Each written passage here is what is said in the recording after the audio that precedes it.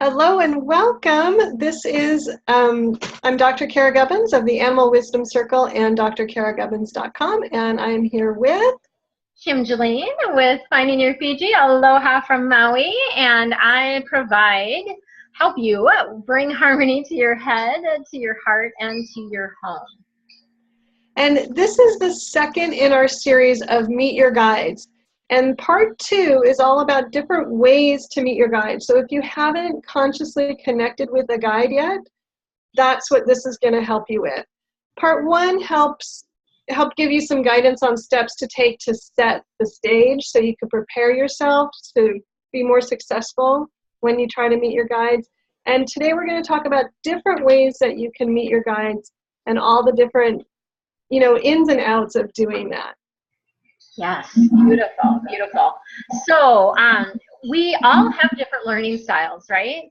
And the ways that we learn or take in information is different for each one of us. And so we really want to encourage you to, don't buck the grain, like go with what feels easiest to you.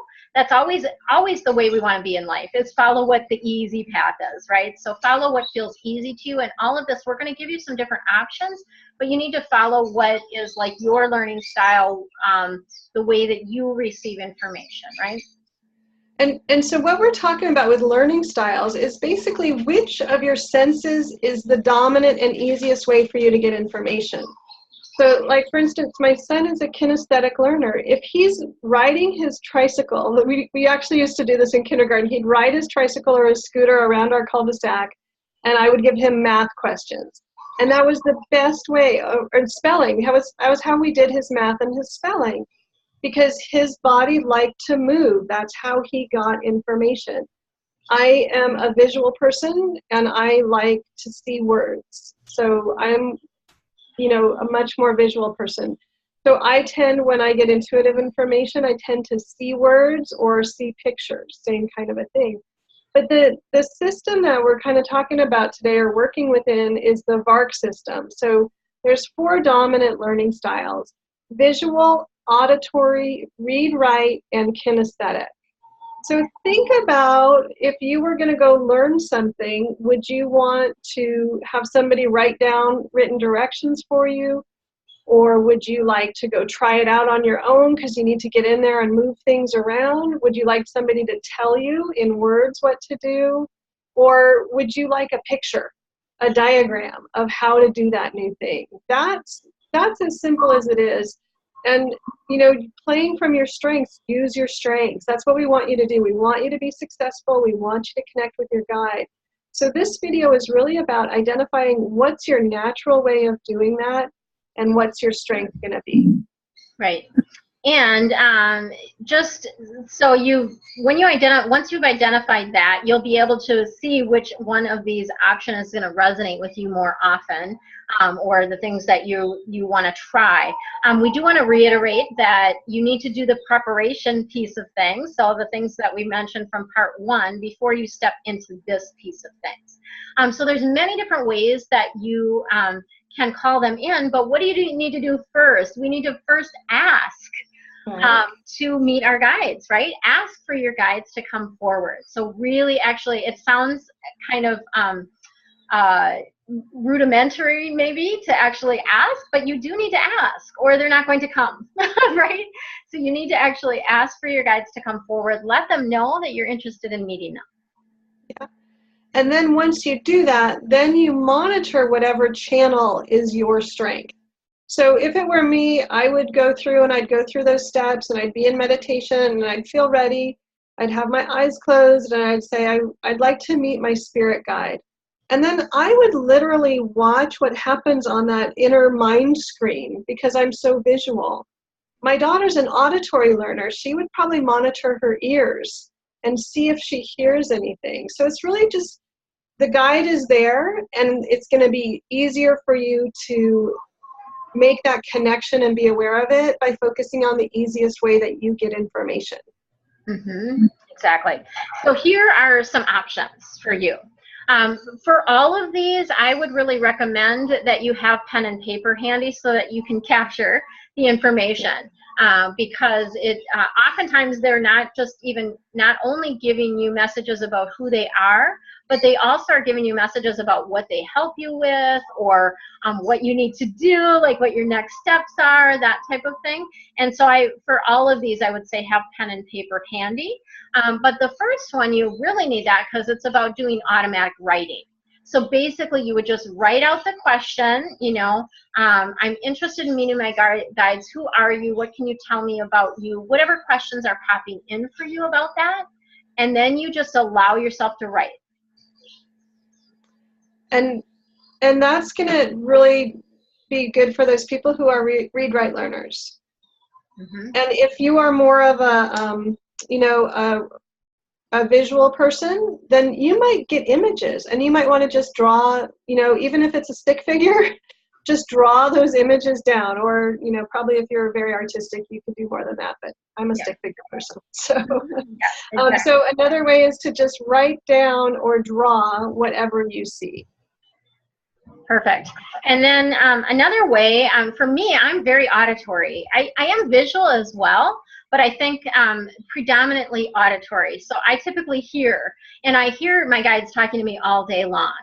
So they don't leave me alone much. They're constantly giving me guidance and information. I always refer to this side because they're always talking in my right ear. So that you may have one side or another too that's more receptive to receiving. For me, it's my right side. I receive on this side. And so I hear them. So what I do, within the meditation is I just listen. I ask the question, and then I just listen to what comes through, what they're telling me, okay? And then, I don't, sometimes I can be more aware and awake, where I can actually have the pen and paper on my lap and be writing while they're talking to me. In the past, I have had, in fact, they guided me to get a recorder again, because I can't often write fast enough for the information that's coming through. And so they asked me to get a recorder so that I can basically just talk and relay the information that I'm getting, that I'm hearing. I can actually speak it, and then it's a way to get it down. So recorder, pen or paper, whatever works for you, but that auditory, just listening, is another way. And then if you're a kinesthetic learner, you're more likely to feel things in your body or just know stuff. So just monitor your body and monitor your knowingness. Like, I just know it's a man, or I just know it's a lion, or whatever it ends up being. There's no wrong answer here. But if that's your strength, then just kind of pay attention to what's going on in your body. Or you may even feel your body wants to move in a certain way or get in a certain position, and that will be information for you as well. Mm-hmm. So just, kind of go with what comes to you. But these are kind of the senses to monitor, right. To see how you're going to get your information and where it's easiest for you to get that information. Yes. Yeah, and you can. So if you're sitting there and you are not seeming to get anything, you can walk yourself through a meditation. Like a common one is you're walking through a garden, right? And you're walking through a garden and you see what you see. That again would be more visual, but you see what you see. Who do you see? What animal do you see? What person do you see? And have them introduce themselves to you that way, right? So then sometimes it's easier when you're in a physical setting to get that information. So that would be another option, another way. Yeah. And, just one caveat with that is don't expect to see it like you see, the pen in front of you. It's going to be like how you picture a volleyball. Picture a volleyball right now. You don't see the whole volleyball necessarily in your mind's eye. You just kind of see that volleyball-ish thing that is a volleyball. So that's the same kind of thing here. Some people can really stumble because it's not as clear as day. It's not as clear as our regular physical vision. And they think they're not seeing stuff, or they think they're making it up because it sounds like it's their voice, or they feel something, but they're like, no, that can't be it. So try to just go with what shows up, just write it down, and you can analyze the hell out of it later. But when you're in it, just try to take some notes and just be present to what's there and make sense of it later on. Yes, trust is the big key there, right? Trust that you're actually receiving guidance and that it is genuine and true. So that's a big piece of that. And maybe that's part of what we should have included in the prepare, right? But we're getting it now, the trust things. So the last way that if these other ways are not really working for you, what's the last or another option for people? Well, this is one that I actually totally love, Kim, and this is asking for your guide to meet you in a dream. And this is how I met my 1, 2, 3, 4th guide. I've got 7 of them now. But my 4th one, she started showing up in dreams. I started seeing this woman, and I like 2 or 3 nights in a row, there was a woman in my dreams. I was like, who is this? And so then I said, okay, I want to find out who this is. And then in the dream that night, we had that conversation, and I figured out she was one of my spiritual teaching guides. Nice. So the dreams are available. It's a great way to kind of bypass that thinking critical mind that's going to kind of try to make sense of everything and allow yourself to just kind of go into it and experience it, whether you see or hear or feel or know or whatever. But and then again, have that pad of pen and paper and write it down in the morning when you wake up. And here's my #1 tip for remembering your dreams, because this is what helped me. Don't move.